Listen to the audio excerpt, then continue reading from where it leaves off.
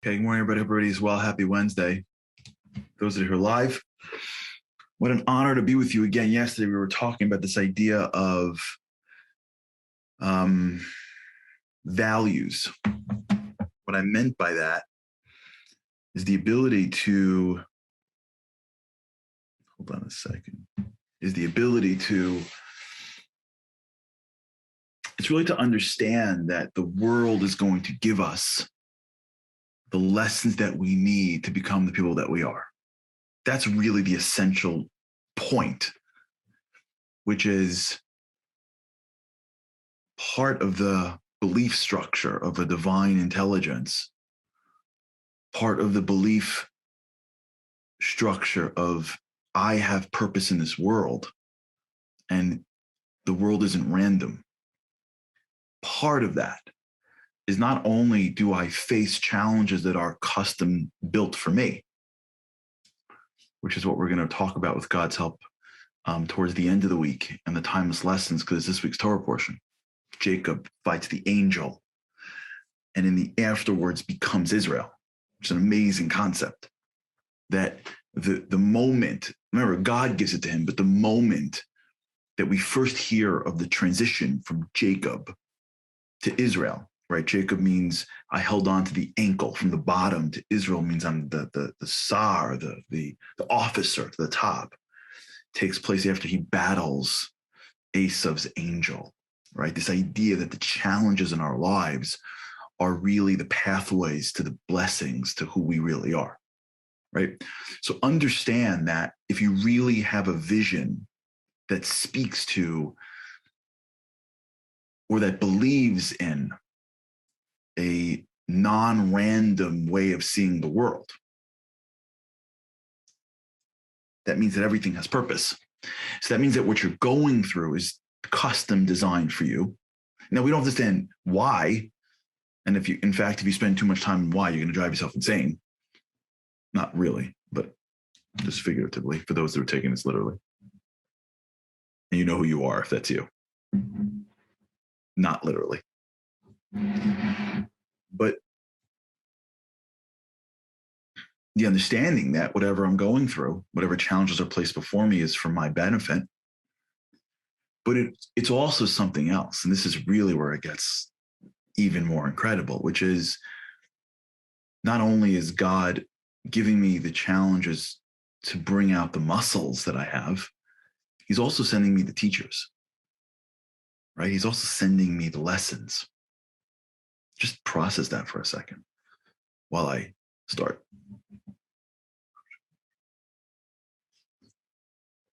Right? Just process that for a second. That the lessons that I need in my life are also custom built to me. Right? Like, think about that. That I have been given the lessons that I need to learn to get through the challenges that are in front of me. Which is why certain people are in my life.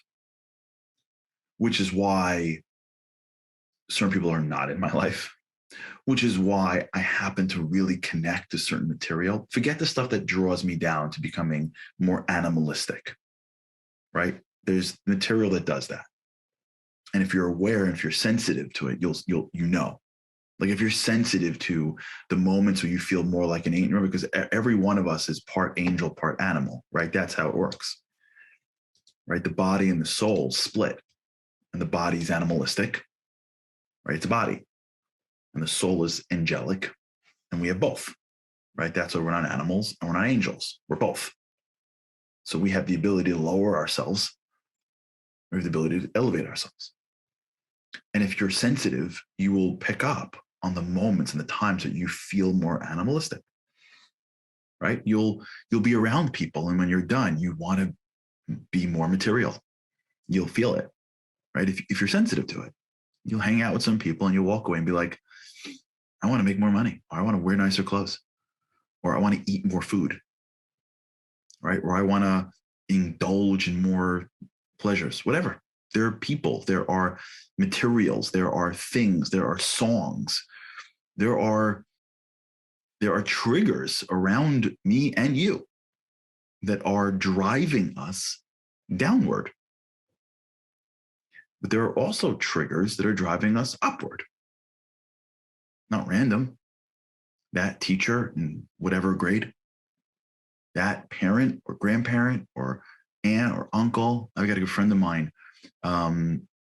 whose uncle happens to be like a real leader, community leader. It's his uncle. And we were talking like, I don't know, like 6 months ago. And he was having a real hard time with his family, like a really hard time with his family. And he's like, this is ridiculous. I've got an incredible uncle.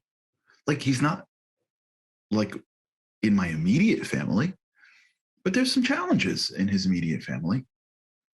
And as opposed to constantly beating his head against the wall, he's like, you know what? Why don't I just create a deeper relationship with my uncle? And he did. And it's been amazing for him. Like, not necessarily does everyone have to have it in the same few relationships. Some people get it with people that they watch or read or listen to or learn from or go to their classes or their boss or I don't know. Everyone has that which speaks to them. It's an amazing thing. You know, everyone, sometimes you'll tell somebody like, did you hear that thing? Or did you, read that thing? And they'll be like, the other person will be like, all right. And you'll be like, are you crazy? Like, that's amazing. And the other person's like not as blown away, Why is that? Maybe because the thing is for you. And that stuff speaks to you. And something else speaks to somebody else. This happens sometimes, especially in religion, where some people are moved by more of the rituals, practice. Some people are moved more by the prayers. Some people are moved more by the study, and the learning, and the intellectual pursuits. They're not better than each other. Everyone's got to do a certain amount, right? You have to have a certain, but each person has their own path. Each person not only has their own path in terms of where they are and where they're growing to, but each person has their own thing that they connect to. Why? Because it's custom for you. Doesn't mean you give up if it's hard on other things. Doesn't mean if you're in 4th grade and it's hard to do this, you're like, it's not me, right? It doesn't mean that you don't explore. What it means is that when your eyes and your ears are listening for the lessons that God is sending you, you see it in a lot of places in your life. Sometimes you're struggling with a problem, and God sends you somebody with a similar problem who you give advice to. Because by articulating that which you already knew, but couldn't bring out because it was you and you were biased to it in somebody else's problem, that's your lesson. It's you. It's your knowledge. It's what's inside you. Sometimes you think of people and you wish you can be like them. Well, guess what? Maybe they're in your life because you can be like them. Maybe if you couldn't be like them, you would never think you can be like them, and you would never wish you can be like them. Maybe the reason why they're in your life is because God is showing you, yeah, you can be like that.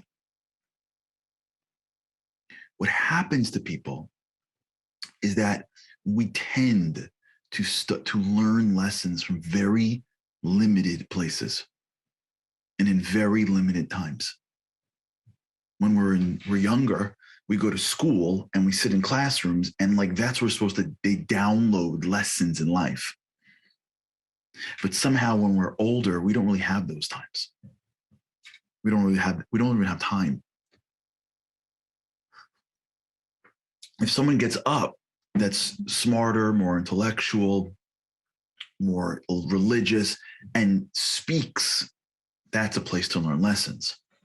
But if you are walking by the street and see, a squirrel jump over a fence fearlessly, That's not really a lesson.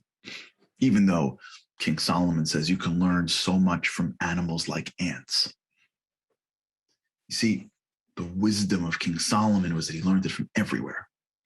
The wisdom of the Pirkei Avot, which is the ethics of our fathers, is Ezehu Chacham, who is wise, who learns from every person. You watch somebody do something and you go into a store that you won't even look twice at, but you see a person take his craft seriously, be proud of his work.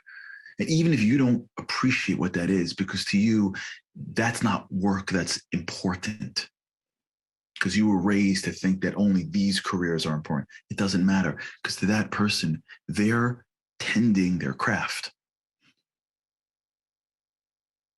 You may go somewhere and see somebody cleaning up the garbage behind you and stop what you're doing and say, that person's working super hard in an honest wage to support their family. That's something to learn from. See, when your eyes are open for the lessons that God has for you, they're everywhere. Everywhere. You look around and the world is teeming with wisdom. There's wisdom in everything. And there's actually a concept like that in Jewish thought. I'll say it in, it's actually Aramaic. And translate it's Histaka Belraisa Ubara Alma. It's a famous statement when God created the world, he looked through the Torah. Meaning the world was built with deep, wise principles. And if you look closely, you'll see the same principles manifest in different areas and environments. You go to different homes, and you see pretty similar things. And when you tap into the wisdom that is in everything, it doesn't negate the need for articulate wisdom. It doesn't negate the need for what we would call like intellectual practice. It opens you up to hearing and seeing the values and the principles of greatness in everything in life. You're always looking for it. You always see it. And you point it out in other people, and they don't even see it themselves. This is what we spoke about yesterday, about this concept of, general versus specific inspiration. People that are generally inspired will come out of a class or hear a story and be like, that was so inspiring. Will not really know what inspires them. So when they have to go out and do something great, they don't really know that they can do it. That's what happens with general inspiration. You assume that you're inspired by somebody else, but that person is the great person, right? You're inspired by them, not because of anything to do with you. And this, by the way, is very much supported in our culture. We live in a celebrity culture. America, or the West is, I don't know if it's the West, but it's for sure America, is obsessed with celebrities, obsessed with celebrities. It's an amazing thing. So much so that thousands upon thousands of young people want to be celebrities, and they don't even care for what reason. And I'm not taking from people, but the culture that exposure is in itself a value is an incredibly new phenomenon, I think. Always there were people that were exposed, but at least maybe I'm, for the sociologists and the historians that may be opining, maybe you'll find that I'm wrong, but my gut tells me that at some point we went from somebody's a celebrity because they're great at what they do and the world values that, sports, acting, science, whatever, to celebrity is in itself a job. And so there's a value in just being celebrity. And what happens in a culture that values celebrity, forget what it does to people. Let's just forget that part. How it, in many cases, if a person is pursuing celebrity for celebrity's sake, and not because they are just working on their task and people happen to be watching, right? When you look at, let's say, take a look at like great athletes. Take a guy like Tom Brady, who I like to quote a lot because I learned a lot from him, even though he was a Patriot. I don't think Tom Brady wakes up in the morning and goes, how do I get more celebrity? I think Tom Brady wakes up in the morning and says, how do I become a better football player? This is my craft. It just happens to be that Tom Brady's craft is something that people care about. Now, Tom Brady, in my book, is not any better than the world's greatest third grade teacher. I don't think I think Tom Brady is one of the world's greatest quarterbacks. I think if you take the world's greatest quarterback and you put them next to the world's greatest third grade teacher, at the very least, they're equal, even though maybe the teacher's better. But okay, but at the very least, they're equal. I don't think that Brady is better than a third grade teacher, but you may not have heard of a third grade teacher because the world doesn't care as much to give celebrity to the teacher. But Tom Brady's not thinking of how do I wake up every morning and be a celebrity. It just happens to be that his profession attracts exposure, so he becomes a celebrity. But when you live this way and you're just working on your profession and you get celebrity for it, that's fine. But when you live in a world where there's a job called being a celebrity, and the goal is not the craft, it's not the teaching or athleticism or research or whatever it is, or art, it's followers and views. It feeds into this world that there's the haves and the have-nots. There's the people that are celebrities. And then there's the rest of the world. And it creates a fiction that they can do great things. So when I get inspired by a celebrity, it's because they have something that must have drawn them to being the celebrity. They have a special sauce. And so I can be inspired by them and then end my inspiration by saying, that's them. That's Tom Brady. Of course, he's Tom Brady. It's so inspiring how he practices like crazy. It's so inspiring that the day after the Super Bowl, he's watching 20 hours of game film. It's incredible how a guy can do that. That's Tom Brady. So I'm inspired. And then I end with, but that's Tom Brady. So then I can go back to my life.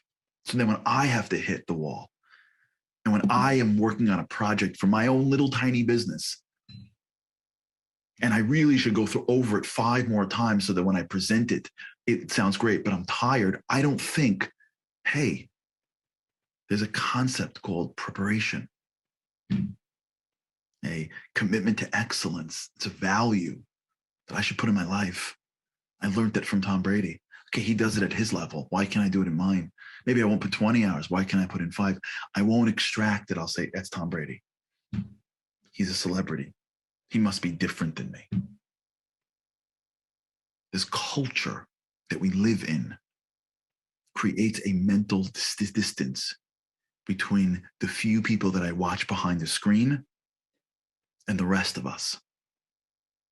And it's as if once you get past into that screen and I know you, you're different.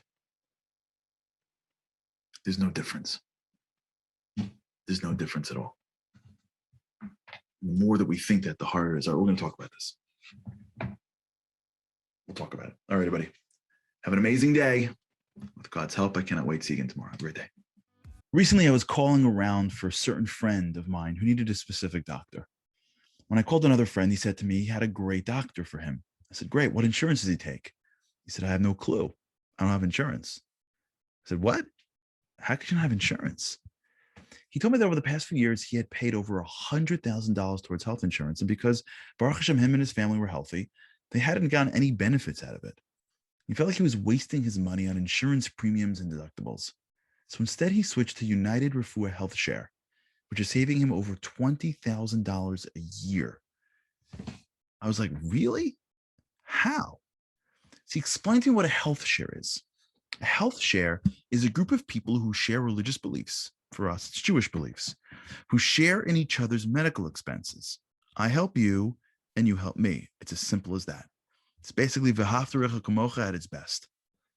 So I asked him, how do you use top doctors if you have no insurance? He said, as uninsured patients, they're free to choose any doctor or hospital and are eligible for sizable discounts. When they need medical care, the top doctors in the country are available to them. No in-network restrictions. Amazing, totally flexible. He's now paying $499 a month for his whole family, as opposed to his previous cost of over $2,000 a month, which is basic for an insurance plan. The cost is based on the membership size. And in addition to all these benefits, he says their customer service is 5 stars. He never had to wait on hold. He gets his answers right away, and his bills are processed faster than ever. Go to learn more about United Refuah at www.unitedrefuah.org or call them at 1-855-SHARE-55. 1-855-SHARE-55.